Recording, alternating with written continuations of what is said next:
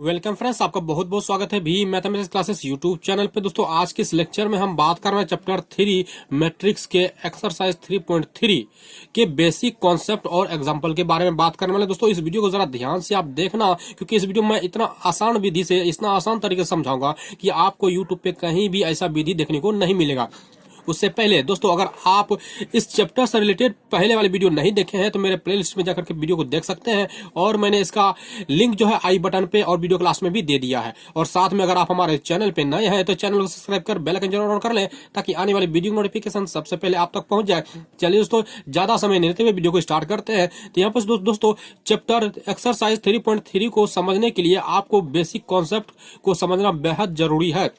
तो यहाँ पे दोस्तों सबसे पहले हम बात करते हैं आव्यूह के परिवर्त के बारे में, जिसे हम लोग इंग्लिश में बोलते हैं ट्रांसपोज ऑफ ए मैट्रिक्स। तो दोस्तों यहाँ पे आव्यूह के परिवर्त आखिर होता क्या है, चलिए इस चीज को हम लोग समझते हैं। तो यहाँ पे दोस्तों सबसे पहले हम क्या करेंगे कि आव्यूह की जो परिवर्त है उसको सबसे पहले सूचित किससे करते हैं ये जान लेते हैं। तो यहाँ पर दोस्तों बता दूं कि मैट्रिक्स को आप ABCD से लेकर के जेड तक किसी भी अल्फाबेट अक्षर से सूचित करते थे, उसी तरह से यहाँ पे भी हम लोग सूचित कर सकते हैं। मान लीजिए कि ए कोई मैट्रिक्स है, तो इसको सूचित करने के लिए यहाँ पे क्या करते हैं कि हम लोग इस पे एक डैश लगा देते हैं। जैसे डैश लगाए तो ये हो गया आपका परिवर्त, ये आपका हो गया परिवर्त। जैसे कोई बी मैट्रिक्स है तो बी पे डैश लगा दिए तो ये आपका परिवर्त हो गया। तो मतलब आव्यूह के परिवर्त को हम लोग डैश लगा करके सूचित करते हैं मैट्रिक्स में। चलिए तो दोस्तों अब यहाँ पे समझते हैं, इस चीज को एग्जाम्पल से समझते हैं। तो यहाँ पे दोस्तों हमने एक एग्जाम्पल ले लिया है। यहाँ पे उदाहरण नंबर 20 है। दोस्तों यह ए बराबर यहाँ पे वैल्यू दिया हुआ है, बोल रहा है ए डैश निकालने के लिए, यानी बोल रहा है ट्रांसपोज मैट्रिक्स निकालने के लिए। तो आपको कुछ भी नहीं करना है। जैसे अगर बोलेगा ए डैश निकालने के लिए तो आपको क्या करना है कि जो रॉ है ना उसे कॉलम बना देना है, बस यही करना है, इसके अलावा और कुछ भी नहीं करना है। तो यहाँ पे चलिए ए डैश निकालते हैं। तो यहाँ पे देखिए पहला रो जो है वो पहला कॉलम बन जाएगा। तो पहला रो है यहाँ पे 3 और √3 और 2 है, और दूसरा रो जो है वो दूसरा कॉलम बन जाएगा 4 2 0। ये हो गया दोस्तों। इस तरह से आप बना सकते हैं। अगर किसी भी मैट्रिक्स का परावर्त निकालना हो तो उसको क्या करना है कि पहला रो को सिर्फ पहला कॉलम में बदल देना है, कॉलम को रो में नहीं बदलना है, सिर्फ और सिर्फ पहला रो को कॉलम में बदल देना है, यही करना है। इसके अलावा दोस्तों हम क्या करते हैं, अब यहाँ पे तो ये एग्जांपल देकर के आप समझ गए। अब चलिए हम इसका गुणधर्म के बारे में बात करते हैं। तो इसके कुछ गुणधर्म है। तो दोस्तों इसका पहला जो गुणधर्म है वो ये कह रहा है कि अगर कोई मैट्रिक्स पे डैश लगा के निकाले और फिर उसका भी डैश करे तो वो पहले वाले मैट्रिक्स के बराबर आ जाता है। जैसे यहाँ पे आप एग्जांपल में देख सकते हैं कि हम लोग यहाँ पे डैश निकाले हैं, और चलिए इस पे फिर से एक बार डैश लगा के देखते हैं। इस पे डैश पहले से फिर से एक बार डैश लगा के देखते हैं। तो हमने बताया था कि पहला रो जो है वो पहला कॉलम बन जाएगा। तो चलिए इसको बनाना शुरू कीजिए। तो पहला रो पहला कॉलम तो 3 4, दूसरा रो दूसरा कॉलम बन जाएगा तो √3 2, और तीसरा कॉलम तीसरा रो तीसरा कॉलम बन जाएगा तो हो जाएगा 2 0। तो आप यहाँ पर दोस्तों देख सकते हैं कि ये जो वैल्यू वो पहले वाले वैल्यू के बराबर आ गया है। तो देख सकते हैं कि ए पर डैश लगा के फिर से डैश निकाले तो वो ए के बराबर आ रहा है। तो यहाँ पे ये कहने का मतलब यहाँ पे ये था, अगर इसके साथ कोई अचर पद जुड़ा हुआ है, के अचर पद यहाँ पे है, और उसका अगर बोलेगा डैश निकालने के लिए तो यहाँ पे क्या करेंगे कि के को बाहर कर लेंगे और ए का डैश निकाल लेंगे। इसी तरह दोस्तों अगर जोड़ में है लिखा हुआ और उसका बोलेगा डैश निकालने के लिए तो दोनों को हम लोग अलग अलग करके डैश निकाल सकते हैं। इसी तरह दोस्तों अगर गुना में रहेगा तो यहाँ पे क्या करना है कि गुना थोड़ा सा उल्टा है, कि गुना क्या करना पड़ेगा, पहले उल्टा हो जाता है, बी को पहले लिखिए और ए को बाद में लिखिए और दोनों का डैश निकाल दीजिए। तो ये 4 गुणधर्म है जिसे आपको याद रखना बेहद जरूरी है। इसके अलावा दोस्तों हम बढ़ते हैं अगले मैट्रिक्स की ओर।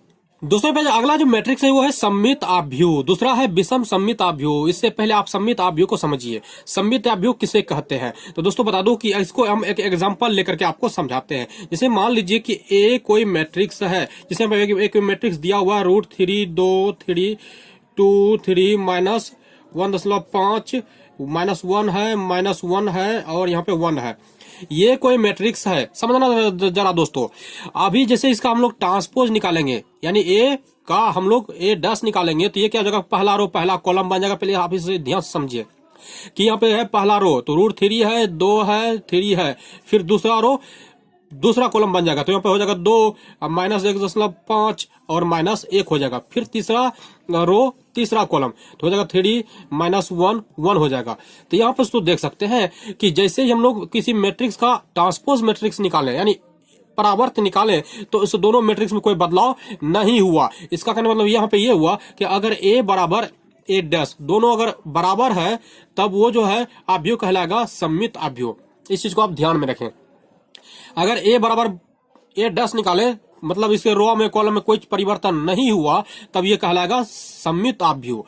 तो इस तरह से दोस्तों आप समझ सकते हैं कि ए बराबर ए डैश रहेगा तो ये हो जाएगा सममित अभ्युह। इसी तरह दोस्तों यहाँ पे विषम अभ्युह में समझना है कि अगर ए बराबर सिर्फ माइनस ए रहे, समझना जरा दोस्तों, यहाँ पे सिर्फ माइनस का फर्क आएगा तो वो क्या कहलाएगा, विषम सममित अभ्युह। तो चलिए दोस्तों इस विषम सममित अभ्युह को अच्छे से समझने के लिए एक एग्जांपल लेते हैं। और यहाँ पे एग्जांपल हमने ले लिया है कि ए बराबर ये मैट्रिक्स दिया हुआ, तो सबसे पहले क्या करना है कि आपको ए ट्रांसपोज निकालना है, यानी ए डैश निकालना। तो ए डैश जैसे निकालेंगे तो पहला रो पहला कॉलम हो जाएगा, तो हो जाएगा यहाँ पे दोस्तों 0 1 -1, फिर हो जाएगा यहाँ पे दोस्तों -1 0 और फिर 1 हो जाएगा, फिर यहाँ पे ये रो बन जाएगा ये कॉलम 1 -1 0। इस तरह से दोस्तों यहाँ पे बन गया। लेकिन जरा दोस्तों यहाँ पे ध्यान से देखें कि ये ए निकालें और ए डैश निकालें तो दोनों में यहाँ पे देखिए प्लस माइनस का अंतर हो रहा है। यहाँ पे माइनस नहीं है लेकिन यहाँ पे माइनस है, यहाँ पे माइनस है, यहाँ पे माइनस नहीं है, तो यहाँ पे अंतर हो रहा है। तो हम क्या करते हैं कि यहाँ पे हम लोग कॉमन ले लेते हैं। यहाँ पे क्या करते हैं कि ए डैश में माइनस कॉमन जैसे लेंगे हम लोग यहाँ पे दोस्तों, तो यहाँ पे ये 0 हो जाएगा, ये माइनस से प्लस बन जाएगा, ये प्लस से माइनस बन जाएगा। इसी तरह दोस्तों यहाँ पे देख सकते हैं कि 1 -1 हो जाएगा, ये 0 हो जाएगा, ये 1 हो जाएगा, यहाँ पे 1 हो जाएगा, ये -1 हो जाएगा, ये 0 हो जाएगा। तो दोस्तों ये वैल्यू आप देख सकते हैं कि ये वैल्यू जो वो ए के बराबर है, तो आप ये लिख सकते हैं कि ए डैश बराबर -a। इस तरह से दोस्तों देख सकते हैं कि अगर ए डैश का मान अगर -a के बराबर आ गया, यहाँ पे जैसे हमने लिख लिया है, तो वो कहलाएगा विषम सममित अभ्युह। या फिर यहाँ पे भी लिख देते हैं कि अगर ए डैश बराबर -a भी आ रहा है तो आपका ये कहलाएगा विषम सममित अभ्युह। इस तरह से हम लोग यहाँ पे एग्जांपल देकर आपको समझा दिया है। तो यहाँ पे क्या करना है कि पहले मैट्रिक्स का ट्रांसपोज निकाल लेना, फिर माइनस कॉमन ले लेना और देखना कि वो पहले वाले मैट्रिक्स के बराबर हो रहा है या नहीं, तो वो आपका कहलाएगा विषम सममित अभ्युह। इस तरह से आप विषम सममित अभ्युह को आप समझ सकते हैं। चलिए इसके बाद एक और थ्योरी के बारे में थोड़ा सा बात करते हैं, कुछ इसका परिमेय है, उस परिमेय के बारे में हम लोग चर्चा कर लेते हैं। तो दोस्तों यहाँ पे परिमेय जो है वो सममित के लिए यहाँ पे पहला जो परिमेय है और विषम सममित के लिए यहाँ पे जो पहला परिमेय, उस चीज को आप जरा ध्यान से समझे। तो होता क्या है दोस्तों इसमें कि कभी कभी आपको सवाल में जो है पूछ देगा कि कोई मैट्रिक्स दिया हुआ है और पूछ देगा उसमें कि ए बराबर जो है आपको 1/2 ए प्लस ए डैश बोल रहा है निकालने के लिए। तो दोस्तों अगर सवाल में हम लोग 1/2 ए प्लस ए डैश निकालेंगे तो ये चीज जो है दोस्तों आपका कहलाएगा सममित अभ्युह। इसी तरह दोस्तों विषम सममित में क्या होता है कि आपको कुछ नहीं करना है, इसमें सिर्फ माइनस लगा देना, तो 1/2 इंटू ए माइनस ए डैश ये हो जाएगा और इसका वैल्यू अगर निकालेंगे तो वो कहलाएगा विषम सममित अभ्युह। तो इस तरह से दोस्तों आप समझ सकते हैं, क्योंकि यही दो चीज एग्जाम में भी कभी कभी पूछ देता है।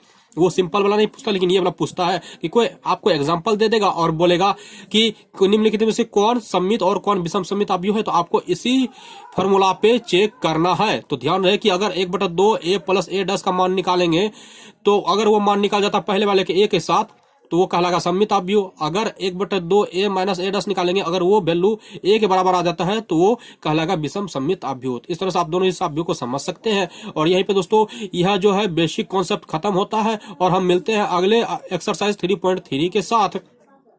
तब तक के लिए आपको ये वीडियो कैसी लगी, वीडियो को लाइक करें, कमेंट करें और शेयर जरूर करें साथ में। और दोस्तों हम मिलते हैं हम नेक्स्ट वीडियो में। तब तक के लिए जय हिंद, वंदे मातरम।